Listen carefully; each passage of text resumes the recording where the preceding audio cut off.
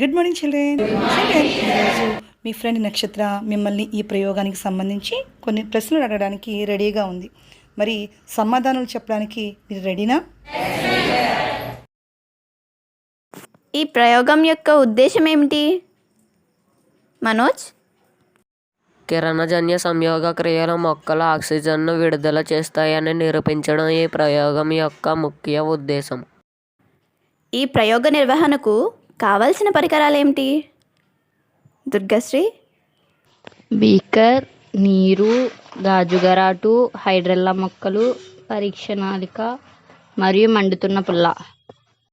ఈ ప్రయోగంలో పరికరాల అమరికను తెలపండి. ఉమానాగేశ్వరి. హైడ్రిల్లా మొక్కను తీసుకొని పొట్టి కాడ కలిగిన గరాటులో ఉంచి బీకర్ నీటిలో ఉంచితిని. ఒక పరీక్ష నాళిక నిండా నీటిని తీసుకొని గరాటు కాడపై బొల్లించితిని. ఈ అమరికను సూర్యరశ్మిలో ఉంచితిని. ఈ ప్రయోగంలో నీటి మొక్కనే ఎందుకు తీసుకుంటారు కీర్తి? నీటి మొక్కలు నీటిలోనే సమర్థవంతంగా వాయు వినిమయాన్ని జరపగలవు. విడుదలైన వాయువును నీటిలోనే బాగా సేకరించవచ్చు కనుక నీటి మొక్కనే ఎంచుకుంటారు. ఈ ప్రయోగానికి హైడ్రిల్లా మొక్కను ఉపయోగించడానికి కారణం ఏమిటి స్వామి?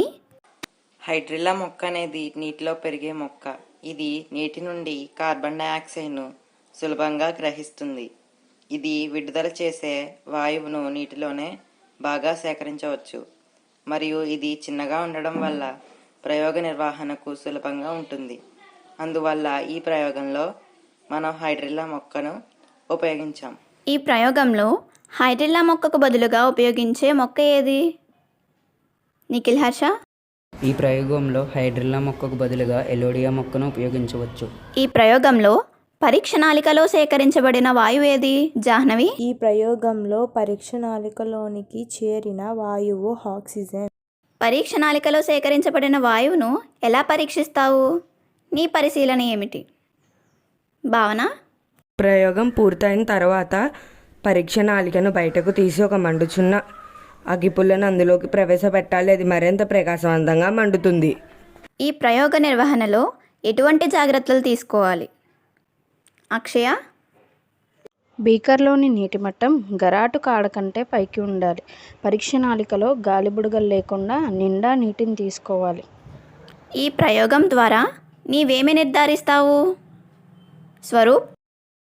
ప్రయోగం పూర్తయిన తర్వాత పరీక్ష నాళికను బయటకు తీసి ఒక మండుతున్న పుల్లను అందులోకి ప్రవేశపెట్టినప్పుడు అది మరింత ప్రకాశవంతంగా మండినది. దీనికి కారణం హైడ్రిల్లా మొక్క కిరణజన్య సంయోగ క్రియలో పరీక్ష నాళికలోనికి విడుదల చేసిన వాయువు. అందువలన కిరణజన్య సంయోగ క్రియలో ఆక్సిజన్ విడుదల అవుతుందని నిర్ధారించవచ్చు. ఈ ప్రయోగం చేయడానికి ముందుగా హైడ్రిల్లా మొక్కలోని పిండి పదార్థాన్ని తొలగించాలా? ఎందుకు హరీష్? ఈ ప్రయోగ నిర్వహణకు ముందుగా హైడ్రిల్లా మొక్కలోని పిండి పదార్థమును తొలగించవలసిన అవసరం లేదు. ఎందువలనంటే మనం కిరణజన్య సంయోగ క్రియకు అవసరమయ్యే కారకాల గురించి ప్రయోగం చేయడం లేదు. మనం చేస్తున్న ప్రయోగం కిరణజన్య సంయోగ క్రియలో విడుదలయ్యే వాయువుని తెలుసుకున్నటకు.